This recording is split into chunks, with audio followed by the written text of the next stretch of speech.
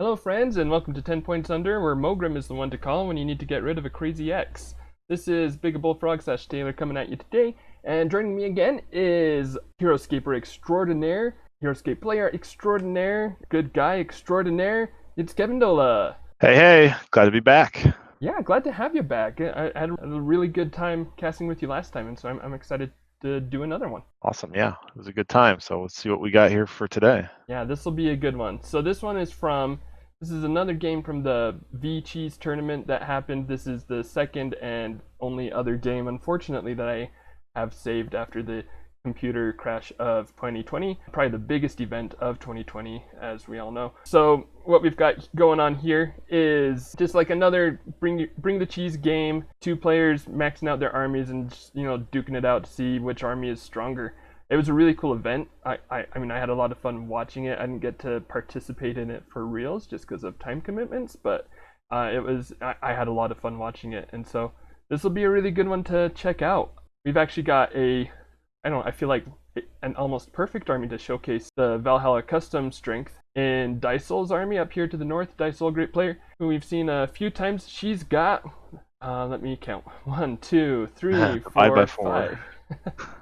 5. 5 squads of microcore troopers with Raelin the Kiri warrior, as well as Marco Essenwein. On the other side of the battlefield, down here in the south, we've got CoachMuskie, another great player. He's been featured on the channel before, and I've loved watching his games. And he has a variant of the Blastotron Gladiatron army with 3 squads of Gladiatrons, 2 squads of Blastotrons, and Eltahale. Eltahale taking the spot of what is usually Raelin plus another squad of Blastotrons. Kind of an interesting take on the army, actually. I'm interested to see what Eltahale does in place of that usual extra squad. It'll be cool to see how it plays out. Yeah, usually, and I'm don't play them too often, but usually, like you said, you'll see just en masse Blast Glad with Raelin just ordering them all up. So here you've taken out a squad in Raelin and added in Eltahale, who can pack some big punches, pull some assassination, and do some tricks. But you do lose some of that grinding play you get with the Gladiatrons, maybe rolling them up under Raelin's aura. So it'll be interesting to see how it plays out. Yeah, I feel like that kind of puts a more, kind of like you said, more offensive push of sorts. I mean, like, you're still going to be slow rolling with all of these Gladiatrons, but it does give you a little bit more pushing power instead of just like trying to grind your way across the battlefield. So we'll see how it goes out. I got Raelin in this army, no Raelin in this one, and so we'll see which army is superior. Yep, like I said last time, I usually tend to go with the team that has Raelin, so I guess I'll stick with that mantra and I would like the micro corpse here. Yeah, I mean, I think I can actually agree with that. I mean, like, in general, Raelin makes things really good, and looking at this matchup, I think Raelin really helps, especially with how nice this little area is in the range v range match. But we'll go ahead and get it rolling. Yeah, I think microcorps I think they're in general a little underrated in the VC scene. It's a squad of 4 and their range. That's kind of an elite set of numbers in the Hero-scape world, with the 4th and the 10th.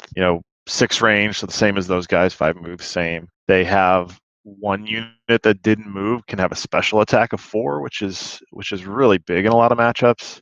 Something those other range squads lack. Special attack is pretty big, Right. especially in a competitive environment. And then I think they have a snow ability, which isn't really applicable here. And then they have that you don't get height advantage on them, which is another pretty significant, Right. defensive.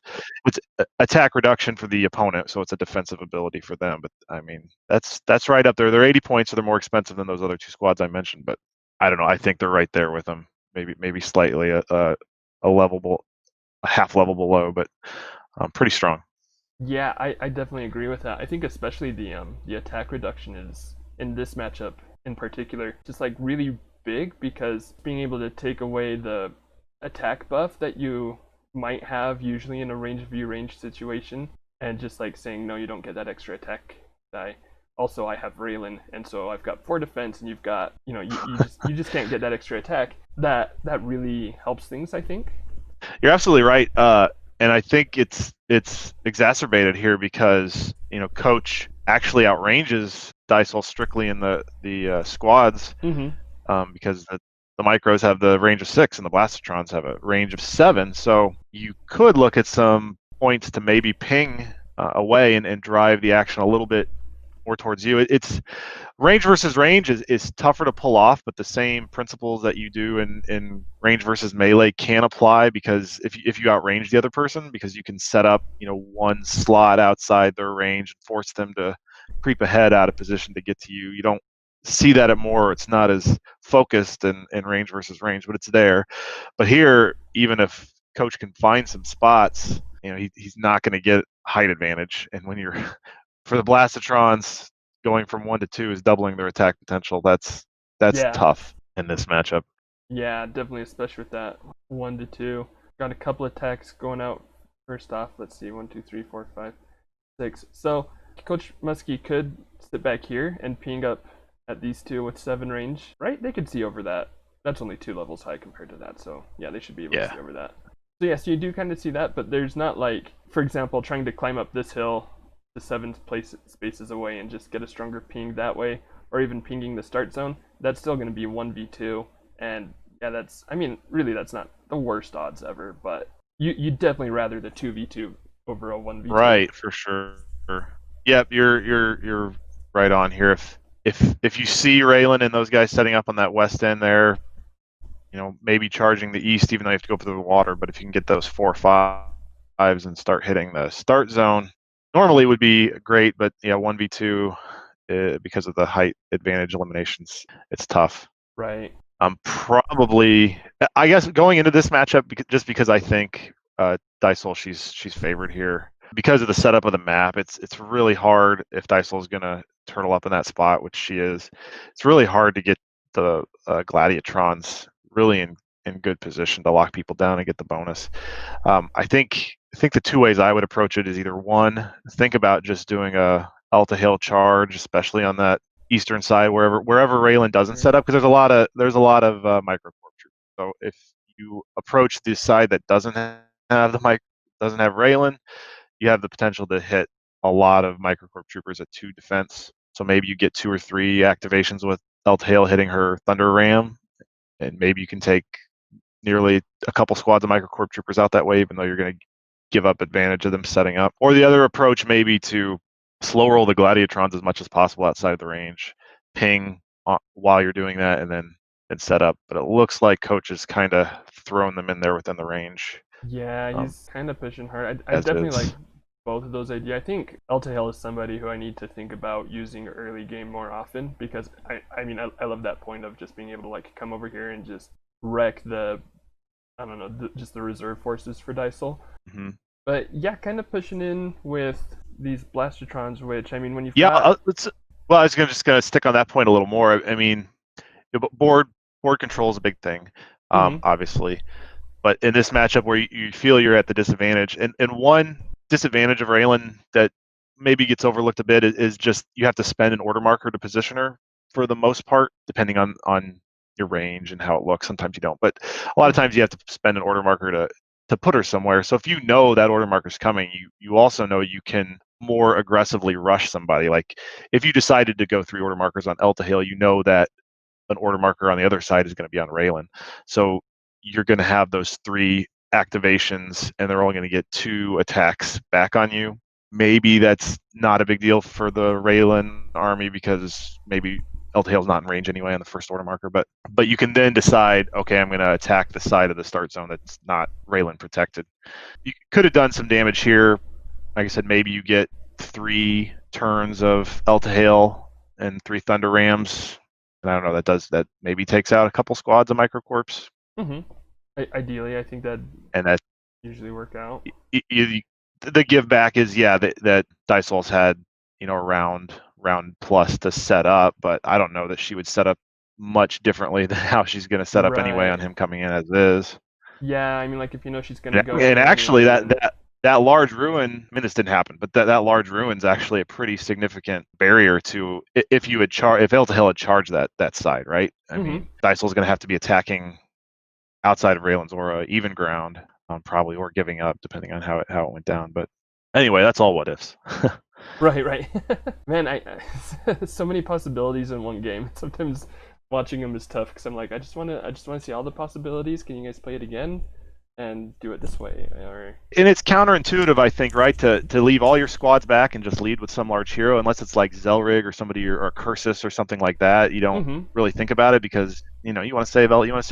A lot of times, I think the mindset is to save your big heroes for the end game. Like Altahale can really shine with her big attacks, or really hammer a partial squad left on the board. But in this matchup, where I think if you're down, you can spend that round setting up a big attack in the first round or so, even at the expense of giving up the board control. Right, because I mean, like this position is kind of so easy for Dysole to get into anyway. Like, even if she loses forward forces, she can just keep reinforcing the position. So I don't know that this really changes, even like no matter what figures you lead with. So I can definitely see the lead with Altahale, do some damage, and then it's kind of like slow roll some Gladiatrons towards the middle, have some Blastatrons over here taking some pot shots across. I mean, yeah, I think that's definitely a way to go. We've got Gladiatrons now engaging in the middle. Like you said, that's such a bad position for Gladiatrons to try to get engaged because there's 3 of them there, but like one of them's got to take low ground. It's not a super position. Right. I'll be interested to see how Coach approaches this on the side. You almost wonder if you should have gone to the other side, just because he said there's a couple squads of unprotected microcorps, Right. and it's maybe a little farther to get to them. But it's something where maybe you could think about that one Gladiatron is engaging 3 microcorps. Maybe you send him there, and the other guys you rush towards the other side, just because your attack advantage is going to be bigger. Because you're going to have to kill those guys anyway on the Raelin buff, so you might as well kill as many that don't have a Raelin buff before you have to go in at those guys. Yeah, that's usually my preferred strategy when I'm going against a Raelin army, is like, especially when you've got like these cheese armies that are so big that not everybody can really be in Raelin Zara unless they have a couple rounds to set that up. Going after those unprotected squads is just like so much easier. And if this is a different map and these guys can shoot across anyway, I mean, they're still going to be shooting you if you're attacking here. So you're not really changing the attack difference that much. Right, and the point you just made again was that if you do go on this map, that's the extra benefit of going after those guys, is that Ruin is there, and Dysole just doesn't have a way to attack from height on the west side of the Ruin, so she's going to have to probably do a lot of attacking, giving up height, or come across even ground, which means that the Gladiatrons have more of a chance to lock her up. Right. Yeah. But to your point, how you approach Raelin, I like that a lot. If you can't kill her, and he's got no way to get Gladiatrons adjacent to Raelin anytime soon, so he's not going to be pinging her with 2-on-4s with the Blastatrons. That's just a doom approach. So Well, it looks like yeah, he's actually trying to do that. well, yeah, but so if you're going to have to go through those units in Raelin's aura anyway, or if it looks like you're probably going to have to take on, if you attack those squads that are by Raelin, you're probably going to wind up having to kill all the squads within Raelin's aura. So you might as well attack the ones that are not in there first. Yeah, just make it easier on yourself. Just avoid Raelin, pretend she doesn't exist for a little bit. Yeah, I think, like you said, he did take a shot on Raelin with this Blastatron. Don't really love that when there was. Yeah. I mean, that's a 2v4. I guess it was a 2v5 on the trooper, but it only takes 1 wound to kill the trooper. And I mean, I think you're wanted to pull from a great point that you made the last time we casted together. A wounded Raelin is still giving out as much of a defense aura as like a full health Raelin is. So unless you've got the chance to take her down in a few good attacks, like in like 2 or 3 turns, I don't think it's quite worth it to be focusing on her. And 2v4s are going to take forever. Right. Yeah, I don't know exactly what I was going to say. I don't know what the odds are on a 2v4 for average damage, but it's pretty low. So it would probably take about 3 full order markers of, if not more, of sustained attacks, and there's no way you can afford to do that. Right. And take all the return fire from the microcorp troopers. So if you can't finish her off, then yeah, that was the attack. Even if it does a wound, Dysole doesn't really care. Right, yeah, yeah. I mean, like, I think I almost prefer to, like, if I'm Dysole, I'm like, yeah, you attack Raelin, I'm totally fine with that, because then my troopers aren't dying and I'm getting sustained attack power back on you. Not too worried about that. Yeah, and really, I think in this situation we just saw, even if if I think that was the last turn of the order marker, so maybe if you can somehow kill that microcorp trooper and then you get the initiative switch, then you can put There you go. a gladiatron up there on the height, And then it at least and you're becomes in like some sweet a spot. 3v4, and that's a bit But closer. that's saying that would have been, yes, that would have been a 2-on-5 against that microcorp trooper. It's just a tough matchup here for It is, yeah. just tough for the gladiatrons to get in there as they're moving, and with Raelin on there and the height reduction, the blastatrons are just not getting.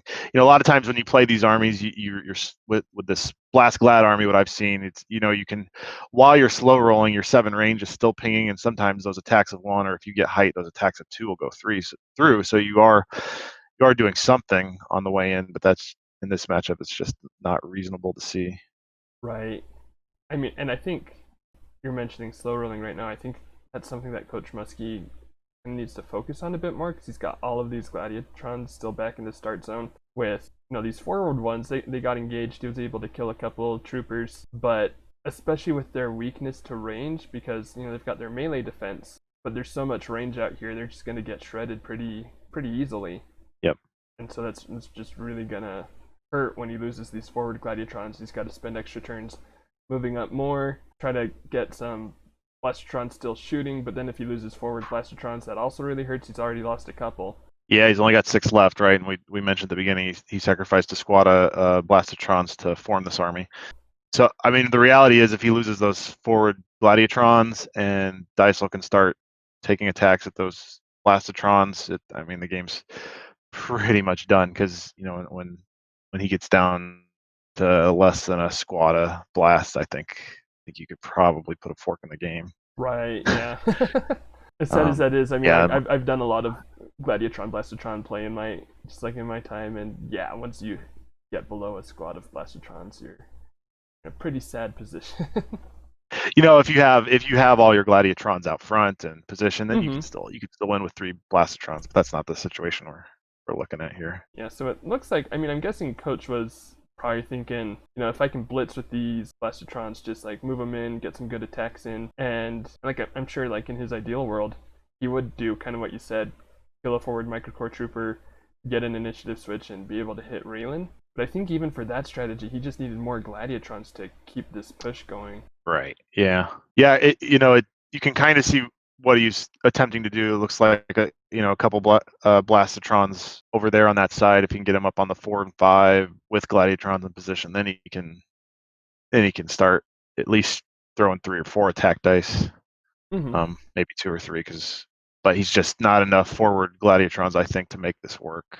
Even if those 2 gladiatrons that are there survive this next round of attacks, I mean, the next 2 in line are not gonna make it there. Yeah, they can only make it to that forward. Yeah. One can only make it here, so it's still not going to get engaged. And this is a tough matchup to know how to play into best. I think with just because you've only got the 2 squads of blastatrons, and it is entirely possible that they get sniped. I think that's, though, again, just like another reason why it's so important to keep more gladiatrons up front to try to keep these microcore from getting in range of blastatrons and sniping them off. The other thing is interesting to look. He's got 2 blastatrons on that western hill, but I think you'd almost be fine just nearly setting up exclusively on the eastern side. Right. Just how the ruin doesn't quite poke out far enough to block much line of sight, and with that 7 range. Yeah, you can take some shots. 5, 6, 7, just counting. But yeah, I think you could even set up on those level 3s, maybe even that one behind him. 1, 2, 3, 4, 5, 6, 7. Yeah, the one behind. Well, I guess you can draw now, right? But the one right there, that spot could also have attacked the one that just died. Right there. But from there, you're protected from at least the Raelin Aura microcorps. Right. Yeah, I really like, because you can have some up here. You can be moving your gladiatrons up, nice and slow, while your blastatrons take shots. And then you've also got shots over here. Yeah, we talked about earlier. Yeah, the way I think to go about this for Coach winning with the blastatrons is make sure you're staying 7 away from your targets, Mm-hmm. so that Dysole has to squeeze up a little more. Even if it's one space, that's one space closer for your Gladiatrons to engage. And if she moves up to be in 6 range, then move your Blastotrons back one, so that again she has to just continually creep up. Now you might lose you're going to lose Blastotrons before she runs out of Microcorp, right? But Mm-hmm. if you position your Gladiatrons where if they move up, well, they gotta kill them first, you're in a better spot. Right. Yeah. Like you said, you'll be losing figures earlier than she's losing. Like more of your figures earlier than she's losing more of her figures. But you've got Alta Hail to play cleanup in this case, or use her early, whichever you prefer. She can, depending on when and where she hits, she can easily earn her points plus in a matchup against 2 defense squad figures. Mm-hmm. Yeah, you think probably at this point you're not bringing out Alta Hail till all the Blastotrons are gone. Mm-hmm. Because if you do, you're just going to give Dysole free attacks on the squads that are forward. Right. But I do think And all those. that's another good point that I think is very worth keeping in mind when you're playing against Raelin, is just looking for ways to like get advantages and like make it awkward for the Raelin player. Granted, if you've got like say this trooper Raelin army and you've got full melee, then there's not a ton you can do. She's going to set up where she's got the range, so you're just going to have to crash into that. But that's where just developing slow and getting more attacks per turn, or at least equal attacks per turn, is great. But I mean, like, looking for those advantages, usually the maps have some kind of feature in them to try to limit Raelin. Like this Ruin, you'll see similar line of sight blocker things to kind of limit Raelin power on other maps. And then like in this matchup, like like you've said a couple of times, you've got the 7 range versus the 6 range. And so just like kind of making things awkward, making Dysole slowly spread more and more out in order to hit you, because if she doesn't, then she doesn't get attacks and you just win anyway, because 1v2s versus 0v2s is way better. Yeah, I agree, concur. And so I think that's like, if you're not used to playing against Raelin, that's one of the easiest things to mess up, is just being like, okay, they've got Raelin, they're just going to control the game, and so I've just got to be able to get in there and destroy Raelin or just destroy the pod or something like that. And I think a lot of the time the answer lies in looking for whatever small advantage you can pull, even if it's 7v6 range. That's an advantage you can use to like slowly make things awkward for this player, because like you said, if they have to use Raelin, I mean, it's not the end of the world if they have to use Raelin, but that's still like an extra turn of attacks that you've got, and you can force their positioning to be more awkward, and that's where you get ththose advantages that can tip a game into your favor, I think. Right. No, you're right. And so he's probably, I don't know what. So he's attacked Raelin with that one on the east side. We talked about maybe I know it's just 1v2, but maybe you're doing more damage by attacking into the start zone, because he can hit the start zone from there.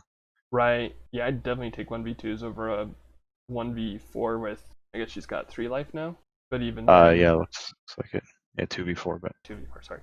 well, depending on which one, but because that's level 3 there. Yeah, but yeah, maybe you try here to send the Gladiatrons over to that side.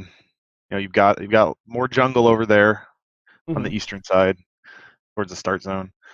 At some point Dysole's just going to back off those units into Raelin's aura, but try to take out as many as you can, ahead of that happening. Yeah, I think you can get a good couple of kills over here, even if you're just taking 7 range shots with Blastotrons up into that. That's still just, that's just thinning your numbers however you can.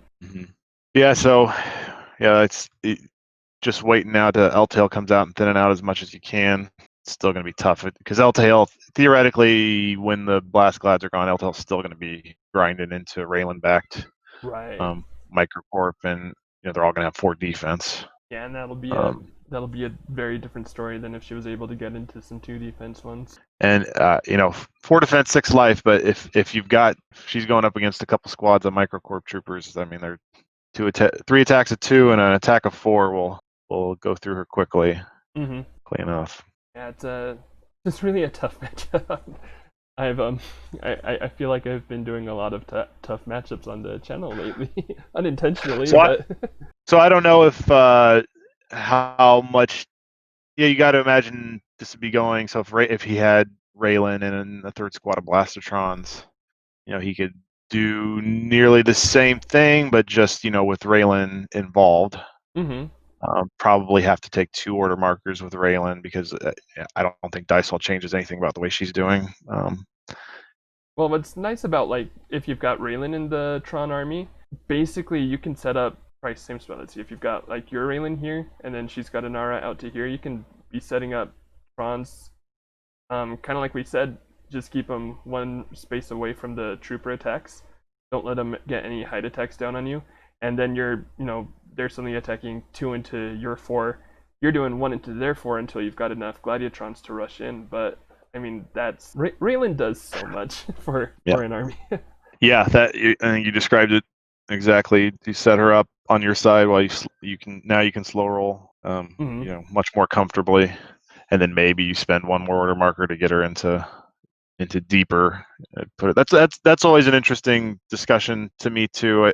I was watching the Doc versus Veggie 4x400 finals, and it was Death Chasers versus Fourth Mass. Death Chasers had Raelin.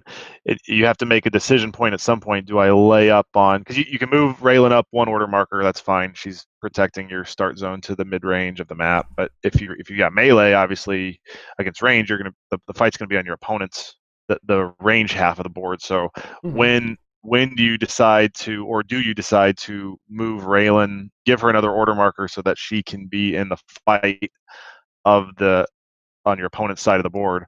But to do that, a lot of times you're sacrificing a turn of development or even a turns of attacks. So that's something, it could play here if you had Raelin. So you move the Gladiatrons in. Okay, now do I spend an order marker on Raelin so that the Gladiatrons are engaged, are also getting the 2 bonus, because otherwise they're not, but I have to give up a round of movements and attacks to do that. Yeah. So I think that sometimes I've seen it played both ways. That specific game I'm talking about, not spoiler because you might be showing it, but Veggie had I think he'd used a order marker to attack the Fourth Mass, but now he's got all his guys up front, so he had to make the decision. Well, do I spend a order marker on Raelin so I can cover all these guys on where the attack's taking place, but I'm gonna then see a round of weight and fire in my face to do that, or do I just keep pressing the attack, knowing that it may be the wrong move in the long term because now I'm getting 2 defense instead of 4 with Death Chasers. Right. Yeah, that depends so much on like specific matchups, and it's like so much. I feel like that's such a tough question, I think, and probably one of the harder parts of playing Raelin armies, and like why. Yeah, I mean, Raelin helps a lot of armies even if you don't really know what you're doing with her, but if you do know what you're doing with her and you're like looking, if you can time that advance just right, or if you know that you don't need to, it's like those little bits of knowledge can give you a huge edge in a game when you're playing with Raelin, or even against generally trying to bait it. I'll just say that second order marker you place on Raelin, a lot of times can make or break how the game goes. Yeah, because it can. And I've seen it go both ways. I've seen it kill momentum and wipe out forward forces because you spent that turn on Raelin and then your attacking force was gone. And I've seen that if she stays and her defensive bonus helps you survive, then it was definitely the right decision. Right. Yeah, I've played it both ways, and had it happen to me both ways. I think like when it's me, I feel like I tend to keeping her back more, which honestly I feel like, at least in the games that are coming to mind, have been a mistake for the most part. It would have usually been better to have moved her up. I'm not sure when the exact timing would have been, but it would have been better to have her up and even to just like be a distraction and draw fire. Right. Yeah, I think I agree with that. In general, obviously every game's different in positions and such, but in general, if your battle is taking place on the other half of the map where Raelin is, then Raelin's not giving you value for your team. Maybe she added value when you set up, but you want as many attacks that you're receiving to be within Raelin's aura. So I generally feel like it's worth that extra order marker to move her up, even if you're giving up a turn of attacks, an order marker of attacks. But but it's tricky on where to put her and when to do that. Yeah, especially like the best feeling. I've only pulled this off like maybe once or twice, but like what I've really liked is the times when I've been able to have like Raelin, like I don't know, say Raelin's here-ish, and I've had a turn where I'm going against. Usually it's not like a full range army. Usually it's like something mixed. But when you can like move in Raelin to a strong spot, maybe on height or something, she can draw a few attacks the next turn because your opponent thinks, oh hey look, Raylan's forward, she's overexposed. Let's take her out really quick. But usually 5 life and 4 defense if she's got height. Usually that'll survive a turn, and then just like pushing in with more forces, engaging those forces, and then they've just wasted attacks on Raelin where you can make a nice pushback. Yeah, that's pretty sweet. And if you can get an attack on top of that too, if Raelin can go somewhere where she can get an attack. Whirlwind. not that that's the Raelin we're talking about, right? That's the only Raelin I know about. There's another one. That's right. Nothing before Swarm of the Morrow. So. Oh, that'd be an interesting meta. There was a. They didn't do strictly, but I saw. Maybe it was the Kentucky group of guys who they used to do monthly tournaments. But I think 1 year they did every month was a like the first month tournament was master set only. Your armies had to be in the master set, and then the second month was master set plus wave 1. That's what your army construction had to be on, and they just continued that on for the year. I do that sometimes just like for fun casual games. I'll do like master set plus wave 1, or even like if I'm doing a playtesting, I'll do master set wave 1 and then whatever master like playtesting unit I'm doing. But I actually love that, just like those combinations of armies, because they're super simple, but I think they've got a lot of dynamics when you're doing it. Usually I do like a draft format as well, so that it's not just I'll pick Raelin, Krav Maga, and Romans or whatever. Make it a little bit more interesting than sure. Yeah, that's fun. This game's still grinding through. Dice. I know we like to say everybody played great. I mean, I think Dysole just there wasn't a lot of decision making for her in this game. Just set up where she sat up in the early point and just keep replenishing troops and attacking gladiatrons. That's kind of the formula that's working for her. Yeah, she still does have those 6 blastertrons, but the gladiatrons are definitely getting low on numbers. Yeah, the blastertrons are kind of struggling to do a ton of damage. Let's see, one squad, 2 squad, 3 squad, 4 squad. So yeah, not very many troopers at all that have fallen, and I think part of that is because Coach is really focused on trying to kill Raelin now. Yeah, I mean, and say he's done 2 wounds on Raelin. If those 3 now, I guess looks like, but if those were 3 micro troopers instead, which with the quantity of attacks he sent out, I mean, I really think that even the pinging the 1v2s probably would have killed about a squad of microcorp troopers. If you set up on any side. It would like force Dysole to move these ones over in order to like hide or get Raelin help. Yeah. And then those are troopers that aren't attacking back, probably, depending on if you've got gladiatrons forward at that point or not. Right. Yeah, you'd have some options depending on what he did with the gladiatrons. Right. I think I would have preferred at least at the start to move him on the other side of the ruin to catch some of those microcorp as they were trying to leave. But you could flip those to either side depending on how things are going. I mean, at some point you're going to have to deal with Raelin, but the hope is you thin them out enough where Eltahill can take care of the remnants. Yeah, I mean if I'm running Eltahill, I guess if Raelin is dead, that leaves a lot of 2 defense figures for Eltahill to fight, which is kind of nice, but that's also a lot of firepower, and they're all in really good spots. So I think having fewer of those plus a Raelin makes it, I don't know, that's pretty tough. I'm sure there's a way to math that into like a technically correct answer, but sure. That's why an Eltahill charge would have been an interesting maneuver. Well, she probably couldn't have attacked till order marker 3. Right. So, but you assume you get 3 microcorp targets on turn 3 outside of Raelin's aura, and then maybe another 1 or 2 in the next round, assuming Dysole still moves Raelin there. I had a game once where I charged a figure. I think it was Jotun, but I charged a figure, and my opponent didn't expect it, and their order marker 1 was on Raelin, and they saw Jotun coming, and they declined to move Raelin. He said, "You know what? My start zone is. I now see that my start zone is going to be under attack from in this round, so I'm just going to leave Raelin right here." Sometimes that's a pretty good decision to make. Yeah, actually, it was a really funny round to me because my opponent had Raelin order marker 1, didn't move Raelin. Order marker 2 was Hydra because there was a Hydra in the build, but they only had one order marker on the Hydra, so their order marker on the Hydra retreated deeper into their start zone. It was one of the triangular start zones. Oh, So okay. it was order marker 1, don't move Raelin. Order marker 2, retreat. Hydra deeper into my own start zone. Man, Raelin, Hydra, retreating. Were you playing Doc? No, I wasn't. Okay. Had to ask. But it was just a funny set of circumstances. They didn't expect a Jotun charge, but they adapted to the Jotun charge coming, which led to a stagnant start zone, which was amusing to me. Mm-hmm. But the right play for sure. So that anecdote was just a maybe Dysole sees L-Tail coming and decides to leave Raelin near the start zone to cover more start zone microcorpers. Right. I don't know. And that's where, like, no, I guess if you see all the order markers on Alta Hill, sometimes I forget you can see order markers because I can't scroll this thing.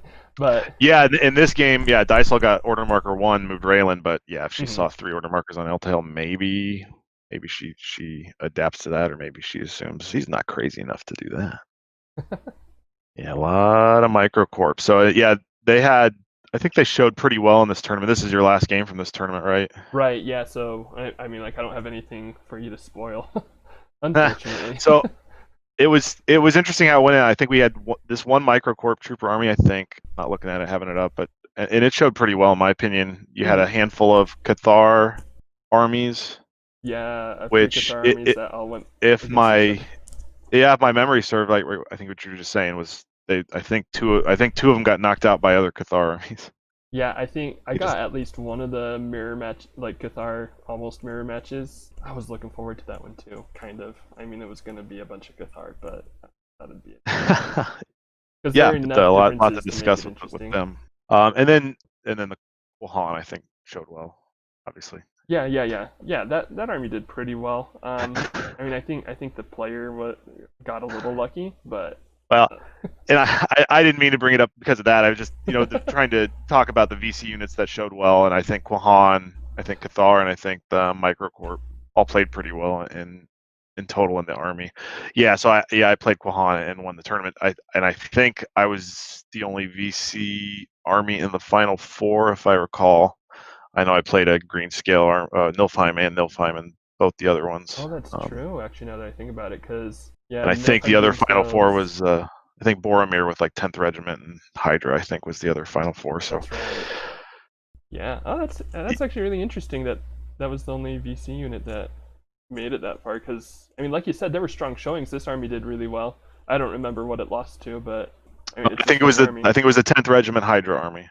Oh, okay. And that army. Did that army have Raelin in it? I don't remember, but I think it was just a lot of shooting at each other back and forth, and the regiment army got the numbers edge. But yeah, so it's just interesting. I think there's some decent takeaways from that tournament. But yeah, there was, there were Vulcan mechs were in there. I think they were paired with the Cathars, but yeah, they lost one of the mirror matches. The Cathar. Yeah, I actually I thought the Vulcan mech Cathar mix was pretty interesting. That's a pretty cool one. I know there was also Marotech who did decently, but then just like had a kind of a flop of a. Well, no, she still did pretty well, but she had a game against Nilfheim where the Nilfheim player was able to just deny Marotech any actual attacks. Yeah, it was a dance. Veggie played Cathar and Marotech. I think he lamented that afterwards, saying he thinks Heracles would have been a better selection, but it did pretty well. It beat that Cathar Vulcan mech match, although I think that got close at the end. And then it wound up losing to Sir Heroescape's Nilfheim Green Scales Raelin build, but a lot because the meat of the match was Marotech trying to find a spot to attack Nilfheim with her big attack, and Sir Heroescape doing everything he could to prevent it and succeeding. Yeah. That was actually, I mean, I came into that match halfway through, so I didn't even have it recorded, unfortunately, but catching the tail end of that dance that was a crazy matchup. Yeah, it was, for sure. It's a lot of Microcorp on the board still. Yeah, that's still such a horde. Still have all 6 Blastotrons, but yeah, I think typically for an opponent, it's interesting to have to decide between where you attack between Gladiatrons and Blastotrons. When you're facing 3 squads of Blastotrons, I think it's probably a no-brainer to attack the Gladiatrons first, because you're just not going to wipe out all the Blastotrons first, and you're just going to be swarmed by Gladiatrons. When you're only facing 2 squads of them, maybe you rethink that. Yeah, that does make an interesting dynamic there. I know, like if I'm doing 3 and 3, like starting at mid game, I'll start engaging with some Blastotrons to help with the homing beacon, and as well as to like just make sure I'm not down to only Blastotrons at the end. Kind of like divides up their attacks. Yeah, for sure. I know. I think Dysole is actually fond of playing like a strictly Blastotron army, no Glads, and not in a double blind event, but reverse the whip style, because it's definitely a different way of playing it when you're using an attack activation to engage to get the homing beacon. Right. Yeah, it's kind of fun actually. I like trying to puzzle that out. It's kind of risky when you're like, okay, how certain do I feel that I can like maybe engage with 3, attack with 1, get that kill, and then still have attacks with the other 3 or stuff like that. What I'd really like to see is the Q9 homing beacon army, where you just rush Q9 out there to maximize the homing beacon, but I haven't seen it. There you go. He's finally got 4 wounds on Raelin. Yep, it's happening. It's happening. It's happening. But if this was Assassin's Creed, right? Raelin versus Eltahale, oh yeah, Coach would be in a really good spot. Much for the just keep rolling mantra. It'll happen. I mean, it might happen before you lose the front line of Gladiatrons. Could happen. But yeah, I think like watching this matchup. Obviously, we haven't seen Eltahale play yet, but I think this kind of has. I was interested in the Eltahale mix, but I think the extra defense for the Glads and Blasts is just so nice that it's kind of cemented me in the idea of standard 500 point 25 figures, because the numbers are good. Right, yeah, numbers are good. And even if he'd had wild success using Eltahale first and knocked out, let's even say a couple squads of Microcorps, probably you'd be in a better spot just having Raelin and a third squad of Blasts. Right. I mean, especially as like kind of like as we've seen, ranged figures attacking at the 3 defense Gladiatrons it hurts a lot when they become 5 defense Gladiatrons. That helps them so much. Dysole, I will point out, just like one nice thing that I've seen from Dysole is that she hasn't just like kept the same figures up. You've kind of seen like this further development to further cement her position, as she's just taken more and more of a strong spot. Just I don't know, just a good play to point out that I know some newer players might overlook. Yeah, agreed. That's I was kind of poo-pooing the amount of thought Dysole's probably putting into this, but yeah, you definitely want to make sure you're shifting over units that can still get attacks and while developing, instead of just sitting where you are and shooting off 4. If you can accomplish the same attacks with shifting over units into Raelin, then you do so, and Dysole's done a good job of doing that. And I've got this nice little firing squad for Raelin. Oh hey, it worked. There you go. There Mark goes Raelin. Down. So that at least there's that happened, which will at least make it potentially easier for Eltahale as she comes in. And now you've got a lot of 1v2s that you can make happen. So it could work out. I don't have tons of faith, but it could work out. No Gladiatrons left though, right? Right. Yeah, that's the end of them. Yeah, I think pretty much anyway. Look at the constant 2v4 is probably not the way to go.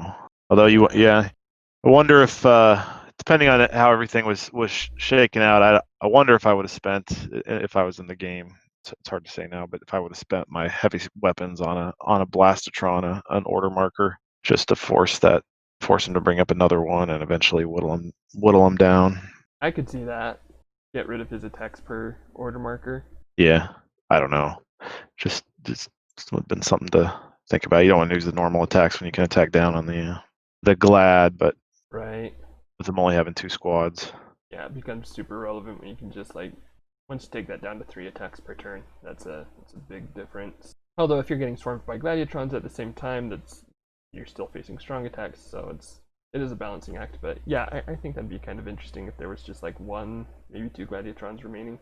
Yeah, just I think, I don't know what the board state looked like earlier. You may have been able to justify a Gladiatron order marker earlier in the game to get those attacks of 2, since your Blastotrons aren't getting much anyway. That's actually a really good point. You're sacrificing the Blastron movement, obviously, but I don't think they really had to do much moving with their 7 range and where Dysole was set up. Oh But yeah. Map is so compact. Like after a couple order markers, they're basically where they're gonna want to be. I don't know. I guess I don't know how close Coach was to actually getting like. Would he have ever? Did he ever have a time when he could have gotten 4 attacks with the Gladiatrons? 4 attacks. I think maybe when he had like the 4 that were like right here, he could have. I don't remember if there was a trooper right here that he could have like moved over here with that one. Then one of those attacks would have been up, but maybe. I think after that point though, I don't remember super well, but I think he might have just only had like maximum 3 up at a time. I guess those attacks are 2v4s anyway, right? Which is what he's getting out of the Blastatrons. That's true. It really would have only been worth it if he could have gotten somehow into the start zone, which I think he could have taken that. I mean, those Gladiatrons could have gone to the other side, like we've talked about a few times, and done some attacks there. But if you're doing that, if he was going to do that, then yeah, you could have attacked with the Blastatrons over there too. So L-Tail did get an order marker. Here she comes. Yep, coming on out, looking for a nice initiative switch to just destroy everything. Yeah, only. Dysole has fallen into CoachMuskie's trap of grouping up all of her figures. Gonna be a nice 4v2. Actually, well, okay, never mind. I'm gonna ask a dumb question. I'm gonna ask if you like run in here, Thunder Ram, and hit a couple on height to like get rid of the height attacks, but obviously Dysole just moves back up onto height. So yeah, I don't know why I was gonna ask that question. No, stay away from that height. I'll give you a dumb answer. But El-Tail did not move. Is that what we saw on order marker 3? Order marker 3? Or was the movement on 3? I think 3 was her first movement from back here to there. Dysole taking that snipe at El-Tail. Yeah, it's a small thing, right? El-Tail probably could have just moved 1 diagonal back, 1 left, and then been out of the range of the microcorps on. Yeah, but still have gotten the Thunder Ram on her next turn. Yeah, or even the one to the diagonal right of that spot you just highlighted, right? You could hit that spot too. Oh yeah. So probably would have been able to still get your 3 attacks, but just not give Dysole that height. Yeah. Like, fortunately, Dysole is falling into the trap of attacking. Oh no, wait, never mind. Attacking right there. But that jungle cover. Yeah, no, I think that's a really good point, just to like. Yeah, it's just it's a slight thing, really. Yeah. I think, is it small things, but yeah, they add up, right? It just would have been one gave Dysole 1 extra attack die. If it saves you a wound, then I mean that's big when you're trying to do as much damage as possible with your leaf killer. But Raelin was Leaf. Leaf was already dead. It was a misdirection calling El-Tail's Leaf killer. Oh no! So now El-Tail's gonna flop because the leaf is gone. It doesn't know what to do. Leaf blower, not a snow blower. Yep, it's tough. We're gonna see El-Tail charge in and how much she can do. Yeah, I'm rooting for the comeback. I really am. I'm not super confident in the comeback, but I'm rooting for it. Yeah, nice. Got the 20. The comeback's real. Here we go. There it is. Move it on in, getting that Thunder Ram. Yeah, El-Tail's a really nice unit. Very versatile. In terms of this power right here that can really damage some squads, and then she's got Thunder Step and a nice big attack that can put some hurt on some heroes, and then 6 move, 4 defense, 6 life. It's quite a bit in the package. I mean, she's 140. She earns it. Yeah, and she's just such a good figure. It can do a little bit of everything. Not the output on the skulls you want to see, but right. But I mean, fortunately against 2 defense, there's some potential. Yeah. We'll see, but probably should kill at least 1, maybe 2. But we'll see. Maybe Dysole's just gonna time out the game. Okay, got 1. Got 1. All right. So I don't know. I still think the comeback's real. El-Tail's by the jungle. She's fine. She'll be fine. Attacks from height. That's fine. She's got the defense. Yeah. So typically, I think the way you want to defend El-Tail in this position is just engage her a couple more times, because she can't use Thunder Ram on a target that she started engaged to. So that would make it very. So if Dysole occupied those level 2 spots, right, like right here, then go into the water. She could, right, she'd either have to that would be the only Thunder Ram she could get. She'd have to double disengage and then give height up to her targets. But surrounding her with height too is going to be fine. But that's a way, generally speaking, if you've got a couple squads worth to neutralize that Thunder Ram, and that's usually it can be a big deal, dropping her down from 3 targets to 1 target. Mm-hmm. Now in this situation, yeah, she could have done it, but yeah, 2 leaving engagements plus now giving height bonus to all her targets. Yeah, that'd be super nice. We'll see if these attacks go through. I don't know. Maybe this is one of those end games where a lot's being rolled, but nothing's actually happening. Well, Coach's next turn, unless he wants to take the single attack, he'll have to leave that jungle. That's true. Ooh, there's a couple. Nice hits. Yeah, just not enough to firepower with just the Blastrons being so dependent on getting Gladiatron engagements. Mm-hmm. This being such a tough map for them to get there and get good surroundings on them, and then just really killed by also that height advantage elimination. Right. Yeah, this is just such so many things that are tough for CoachMuskie going into this game. Opting for the single attack there. Interesting. I didn't leave jungle. I don't know. I think at this point I just leave jungle and. Yeah, you got to count on something. Yeah. That the extra defense from the jungle will not be why you win the game, right? Right. Yeah. If anything, it's being able to just take out 3 at a time. Yeah. But. Yeah, like we were saying, just so much tough going into this, playing against Dysole, who's a really good player, playing against Raelin plus range, which is tough to play into if you're not super experienced with it, which I know CoachMuskie's been around for, I think, about a year now, but that can, and like still playing into these cheesy matchups is something that I don't know if a lot of people have a lot of experience with it because there haven't been a ton of cheese tournaments. Yeah, it's a fair point. The vast majority of tournaments I've played have not been cheese. Mm-hmm. The online scene doesn't really do that. Live events that I've played here in Peoria are we did a couple general wars first time I played, so I mean that was bring the cheesiest general army you could, but past that we've done a lot of drafts, regular drafts, pod drafts. Nice. Some strange construction builds, but just strictly bring the best army with no restrictions. I probably don't have a lot of experience with that.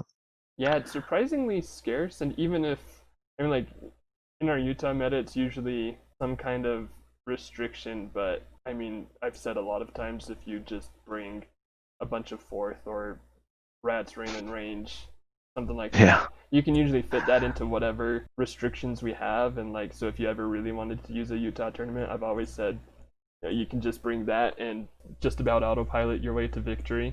Just because, a lot of players here just choose not to run that, or they just don't have the collection to support those kinds of armies. Yeah, that can be tough with live play too, depending on. I've been always okay with tournaments I go to. Usually, you got enough people who let you borrow, or running substitutes if you have to. Figures. Yeah. All right. It's the Thunder Ram of Dreams going for up even, and I probably would have gone for some even ones, but it's still going to be the Thunder Ram of Dreams. Yeah. In fact, probably should have just gone 3 even, right?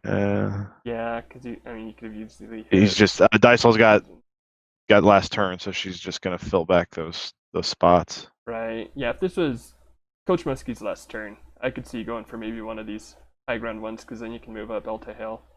Yes. If you win initiative, but hey, it's the Thunder Ram of Dreams. It was indeed.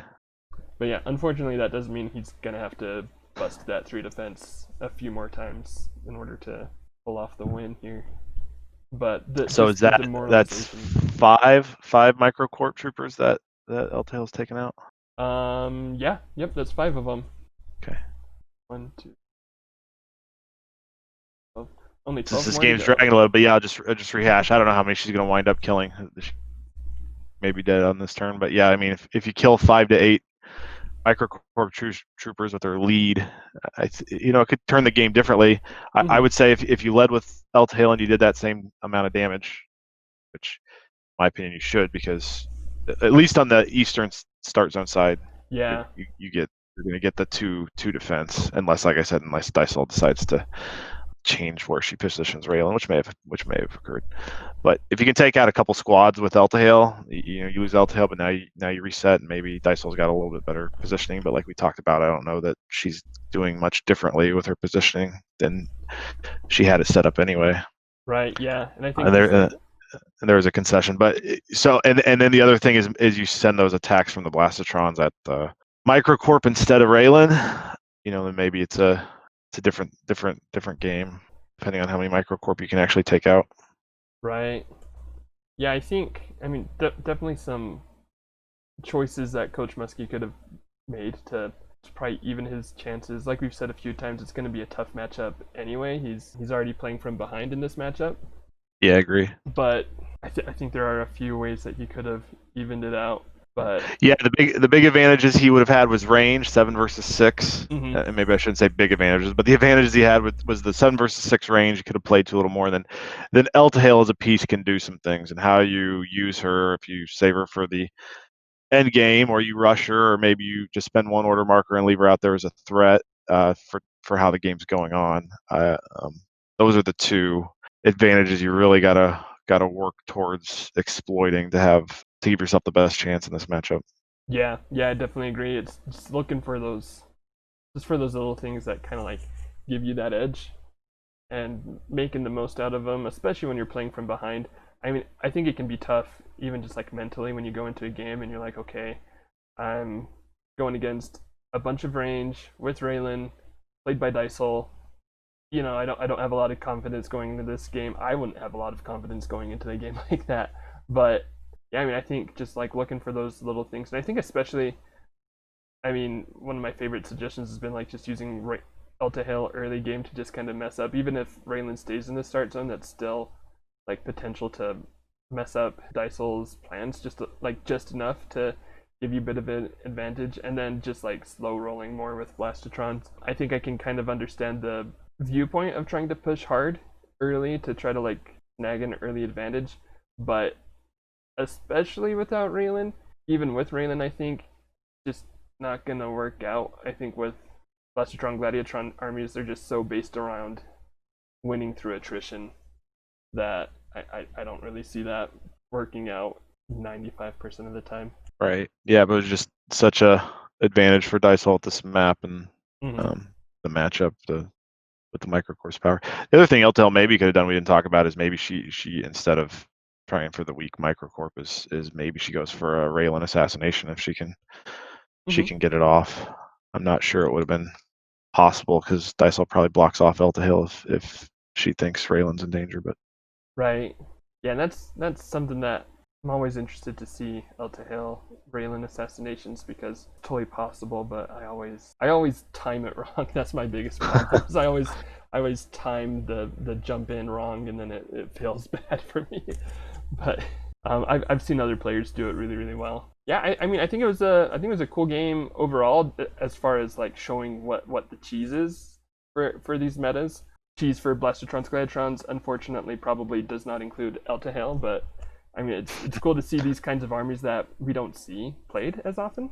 Yeah, I enjoyed that this tournament and this last game we have for it that really showed some of the newer units versus the classic units. There was a strong contingent of classic only armies. The coach played that. There were a lot of Nilfheim green scale armies, some 10th regiments. So their axe grinders had a lot of showing as well.